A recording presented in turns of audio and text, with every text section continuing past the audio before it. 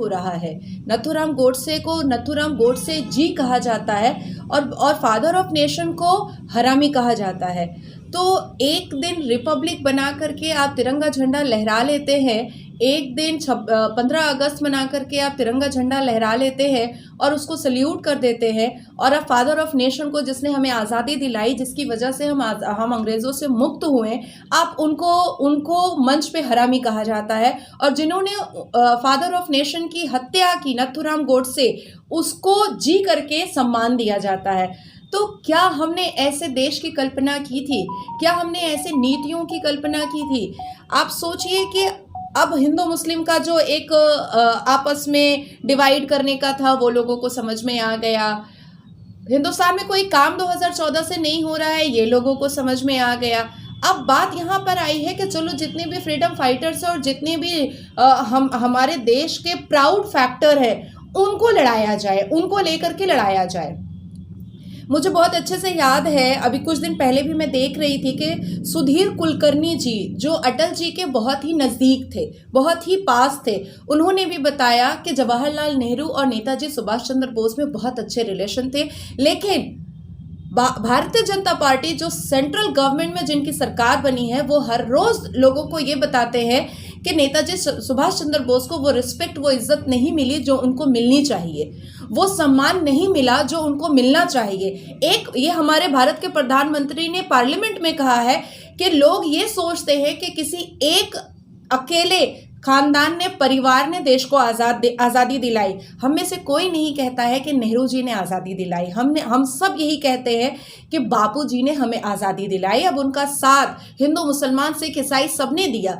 आज India gate में, आप दिल्ली इंडिया गेट के पास जाइए, वहाँ पर जो शहीदों के नाम लिखे हुए हैं, उसमें हम मुसलमानों के भी नाम हैं, उसमें हिंदुओं के भी नाम है, उसमें सिखों के भी नाम है, उसमें ईसाइयों के भी नाम है।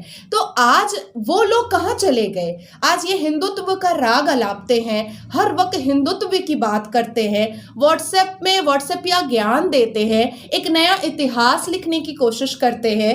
तो वो लोग कहाँ? वो लोग तो अब बेचारे मर गए, वो तो आकर कहेंगे नहीं, वो मुसलमान, कि हमने भी अपना लहू बहाया था, हमने भी अपना खून बहाया था। तो ये नया इतिहास लिखने की जो कोशिश रची जा रही है, ये नया इतिहास बनाने की जो कोशिश एकदम फॉर नो रीज़न किया जा रहा है, व्हाट्सएप या ज्ञान दे दे करके, और एक टीआरपी फैला करके लोगों का जहन भटकाने की कोशिश की जा रही है। इससे हम लोगों को बिल्कुल परे हट करके अपने अपने फ्यूचर के बारे में सोचना चाहिए, क्योंकि इतिहास अब कोई नया लिख नहीं सकता है, इतिहास बनाया होता है। रिपब्लिक डे का आज दिन है, आज सब ने झंडा लहराया, तिरंगा झंडा लहराया, सब ने उसको सम्मान दिया। लेकिन ये वही भारत के प्रधानमंत्री हैं जो सावरकर जैसे लोगों का ज्ञान बांट रहे हैं, जिन्होंने अंग्रेज़ों का साथ दिया। तो मुझे ऐसा लगता है, अभी मेरी इस बात को, मेरे इस बाइट को सुनने के बाद कितने ऐसे लोग हैं जो मुझे सोशल मीडिया पर गाली देंगे, गंदी गंदी गालियां देंगे। तो इससे बाहर आ करके क्या देश के बारे में कोई सोच रहा है? क्या महंगाई के बारे में कोई सोच रहा है? क्या एम्प्लॉयमेंट के बारे में कोई सोच रहा है? कोई नहीं सोच रहा है। सिर्फ हिंदू मुस्लिम हो रहा है। तो हिंदू मुस्लिम करने से कुछ नहीं होगा। जो फ्रीडम फाइटर थे वो रहेंगे, जो फादर ऑफ नेशन का जो रिस्पेक्ट है वो रहेगा। हर एक हिंदुस्तानी के दिल में गांधी जी के रिस्पेक्ट को ना कोई हटा सका है, ना कोई हटा पाएगा।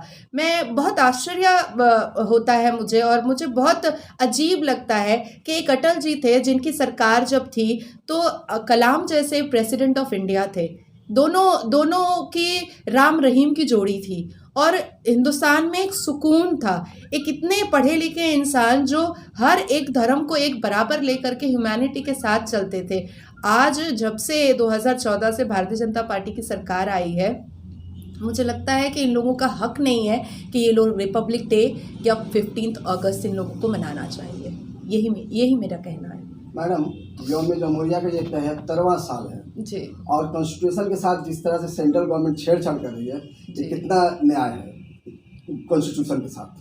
मैं तो कह रही हूँ कि देखिए, इनका कहना है कि हिंदुस्तान इनके बाप की जागीर है, इनका कहना है कि हिंदुओं का हिंदुस्तान है, और जो अनपढ़ जाहिल गंवार लोग जो सोशल मीडिया पे फेक आईडीज बना करके घूमते हैं, वो कहते हैं कि सारे मुसलमान पाकिस्तानी हैं। तो हमारे वो मुसलमान लोग जिन्होंने हिंदुस्तान के लिए अपना खून बहाया, वो सिख जिन्होंने हिंदुस्तान के लिए खून बहाया, आज वो पंजाबी और सिख जो आज भी बॉर्डर पर लड़ रहे हैं, कि ये इन फेक आईडीज जो भारतीय जनता पार्टी के चाटुकारिता हैं, जो दो रुपए और 4 रुपए पे जो लोग फेक आईडीज बना करके लोगों को अपनी अपनी टिप्पणी देते हैं घर में बैठे बैठे, ये बताएंगे कि आज़ादी क्या होती है, फ्रीडम फाइटर क्या होते हैं और हमको कैसे जीना चाहिए। नेवर। मैं ये मानती हूँ कि जब से 2014 से कंगना जी ने कहा था कि हमें आज़ादी भीख में मिली है, और 2014 में आज़ादी मिली है प्रॉपरली, सही तरीके से। मेरा कहना है कि 2014 से लिबरल जो सोच थी उसको हार्म करने की, उसको डैमेज करने की, उसको डूम्ड करने की पूरी कोशिश की जा रही है, चाहे वो संसद के अंदर हो, चाहे वो संसद के बाहर हो, चाहे वो कॉन्स्टिट्यूशन में हो, चाहे वो किसी भी चीज़ में हो। तो मैं शॉक में हूँ। बंगाल में बीजेपी में दरार पैदा हो गई है। आपने टीवी न्यूज़ देखा होगा कि जयप्रकाश मुजुमदार और रितेश तिवारी को किस तरह से इन लोगों ने नोटिस भेजा है बिगैर इन्फॉर्म के। इस बारे में क्या कहें कि ये जो बीजेपी यहाँ पे बंगाल में है या फिर जो सेंट्रल में है, वो किस तरह की मनमानी कर रही है कि अगर उनको रोकने के लिए कोई कुछ कह रहा है तो उन्हें नोटिस भेजा जा रहा है, उनको सस्पेंड किया जा रहा है। देखिए, मुझे ऐसा लगता है कि बंगाल में भारतीय जनता पार्टी के जितने भी लोग थे, उनके मन में कभी था ही नहीं कि उनको यहाँ पर उनकी सरकार बनानी है। मैं यूपी का दौरा भी की हूँ, मैं त्रिपुरा का दौरा भी की हूँ, मैं बिहार का दौरा भी की हूँ। वहाँ पर भारतीय जनता पार्टी के लोगों के अंदर एक जोश है, वहाँ के वर्कर्स के अंदर एक जोश है कि हमको यहाँ पर अपनी सरकार बनानी है। लेकिन पश्चिम बंगाल में कैलाश विजयवर्गीय रेप का आसामी, जिस रितेश क्या नाम है मुझे पता नहीं है, जो भी उनका भी कुछ दिन पहले कोई लड़की मालिश कर रही थी, शायद वो वही वाले रितेश, ये वही वाले रितेश है ना, जिनका मालिश करते हुए किसी लड़की के साथ तस्वीर आया था। तो ये जितने भी लोग हैं, इनको एक्चुअली में अपने अपने चेयर से बेइंतहा मोहब्बत है। ये बस यही सोचते हैं कि हम किसी भी इंटेलिजेंट लोगों को आगे बढ़ने नहीं देंगे, हम किसी भी पढ़े लिखे लोगों को आगे बढ़ने नहीं देंगे, हम किसी भी बहुत रिस्पेक्टेड लोगों को आगे बढ़ने नहीं देंगे, हम किसी बहुत वोकल लोगों को आगे बढ़ने नहीं देंगे। और इनकी एक मानसिकता है कि अगर कोई औरत बहुत ज़्यादा वोकल है और बहुत ज़्यादा इंटेलिजेंट है, तो या तो वो कुछ और मेरे साथ कर ले कॉम्प्रोमाइज़, और या तो फिर हम इसको किसी ना किसी केस में फंसा करके अंदर करवाएंगे, इसका इमेज खराब करने के। देर आए दुरुस्त आए। मैं यही कहूँगी कि आज कम से कम लोगों के सामने भारतीय जनता पार्टी जो पश्चिम बंगाल में हो रही है, पोल पट्टा तो खुल रहा है। एटलीस्ट लोगों को पता तो चल रहा है कि एक्चुअली गलती किसी जनता की नहीं थी कि वोट नहीं डाला, गलती इन लोगों की ही थी जो वोट नहीं डाला। और आज ये दही सही कर करके कोई फ़ायदा नहीं होगा, जयप्रकाश मजुमदार हो या वो तेल मालिश वाले हो, ये दही सही करके कोई फ़ायदा नहीं होगा। ये इन्होंने एक 1 पॉइंट स्ट्रैटेजी अपने मन में बना रखी थी, चाहे वो अमिताभ चक्रवर्ती हो, कुछ दिन पहले उनका भी बोर्ड भारतीय जनता पार्टी के लोगों ने ही लगाया क्रॉस करके। तो ये इनकी मानसिकता ही थी कि हमको कैसे भी करके अपने चेयर पे बैठे रहना है, युवा सोच को हमको आगे नहीं बढ़ने देना है। और अगर वो युवा सोच भारतीय जनता पार्टी में मुस्लिम की है और उसको जनता बहुत प्यार कर रही है, तब तो हमको कोई एक ऐसी क्रिमिनल हिडन आर्मी पैदा करनी है कि उसको मिट्टी में एकदम मिला देना है। तो आज इनका अपना खुद का पोल पट्टा खुल रहा है। ये खुद आपस में अभी तो कुछ नहीं है। मैंने बहुत सारे चैनल्स पर कहा है कि सिर्फ 1 साल रुक जाइए, तो 1 साल में ये 6 महीना खत्म हो गया और आपने खुद ही तोड़ फोड़ देख लिया है। सब सौतन की तरह लड़ रहे हैं आपस में कि हस्बैंड मेरा है, हस्बैंड मेरा है। तो ये जो है ये अभी और बुरे शक्ल में आएगा। इवन जयप्रकाश मुजुमदार ने अभी रिसेंट जो हमारे स्टेट प्रेसिडेंट है उनके बारे में भी बहुत कुछ कहा है कि उन्होंने डिस्ट्रिक्ट प्रेसिडेंट चेंज किया, जो अपने निजी लोग थे उनको उन्होंने पोजीशन दिया, जो काम करने वाले लोग थे उनको उन्होंने पोजीशन नहीं दिया। तो मुझे ये बताइए कि 2017 से लेकर के 2022 तक में भारतीय जनता पार्टी में जो सही में, जो मैंने देखा है, मैं अपना अनुभव आपसे शेयर कर रही हूँ कि जो सही में काम करने वाले लोग हैं उनको तो ये फंसाने का काम करते हैं, उनको डुबाने का काम करते हैं, और जो लोग सिर्फ तेल मक्खन लगाते हैं तलवा में, उनके साथ ही इनका सही बाउंडिंग बैठता है। तो लड़े आपस में, अच्छा ही इनका फेस क्या है। मैम, उर्दू लैंग्वेज के बारे में आप क्या कहना चाहेंगी? जैसा कि आप जानती है बंगाल में उर्दू जबान को सेकेंड लैंग्वेज करार दिया गया है, तो इससे आप कहाँ तक सेटिस्फाई है, कहाँ तक मुतमईन? देखिए, मेरे नेचर के बारे में सबको बहुत अच्छे से पता है कि मैं मक्खनबाजी करने वाली हूँ नहीं।